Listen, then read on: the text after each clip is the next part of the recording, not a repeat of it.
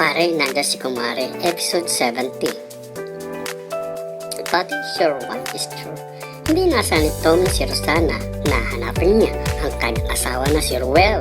Pero mga sandaling iyon, si Ruel ay nasa ilalim ng kama, bagay na hindi niya inaasahan. Parang na dating at gugulatin sila ng kailang bisita. Pero ganun pa man, maayos na kinausap ni Tom si Rosana. Kaya naging payapa ng kalooban ni Rosana. Kahit alam niya sa kanyang sarili na may pag-aalilangan pa siya sa kanyang nakaharap na si Tom.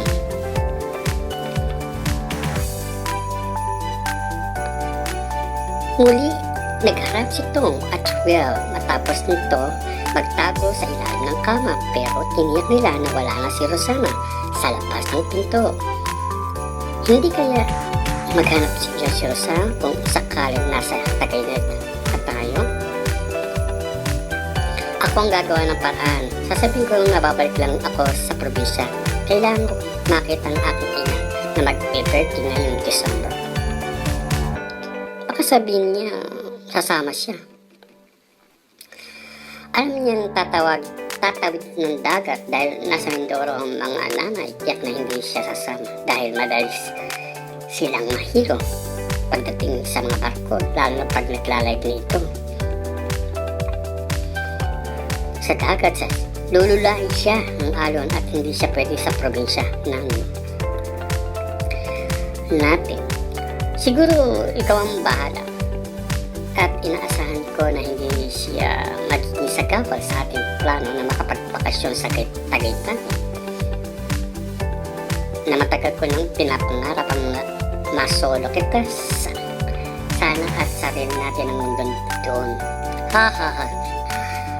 Nagplano sila sa kailang pagtungo sa Tagaytay na magbakasyon sa itong malapit na kaibigan niya.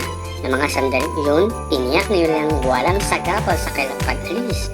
Kahit na ang direktor ay hindi rin makatawag dahil balik na rin sa probinsya nila sa Pangasinan. Kaya napilitan si Rosana na mag-isa, kaya sa partner ang kasama ng niya pamilya. May kaunting inis si Rosana sa kanyang sarili dahil mga sandaling iyon ay hindi pat matawag sa kanya si Ruel. Kaya bagay na lalo pang pinag-init ng kanyang ulo dahil sa madalas na pag-asakit ng kanyang tiyan. Ng mga sandaling iyon, nag-isip na kailangan niyang maging mahinahon dahil alam niya sa kanyang sarili na hindi pa siya legal na asawa nito. Kaya kailangan niya muling ang malawak na pagpasensya. Kailangan niya ito na maipakita sa mabait siya sa kay Ruel.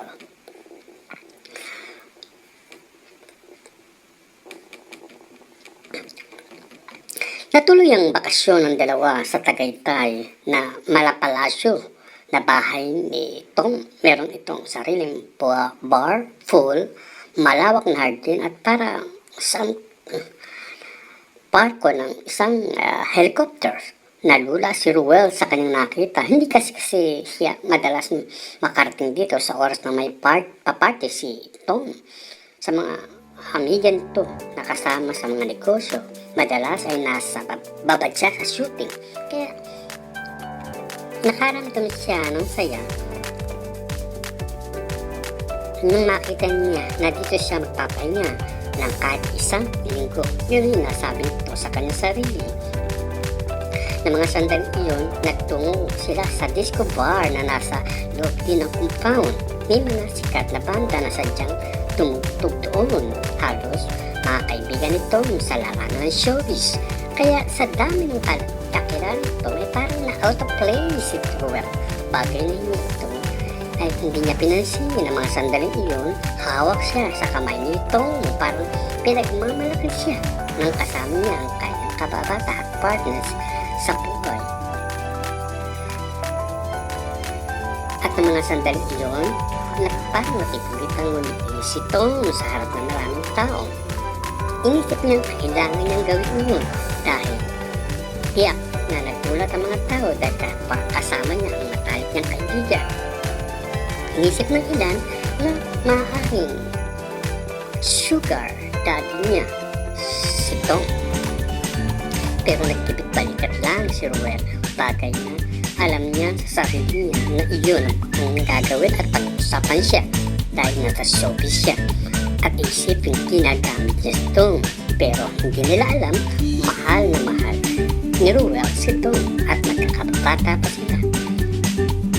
Itutuloy po, sana po ay nagustuhan ninyo at sa susunod na episode ay higit pa po ng pagagandahin. Pwede po kayo mag-comment, share, like, and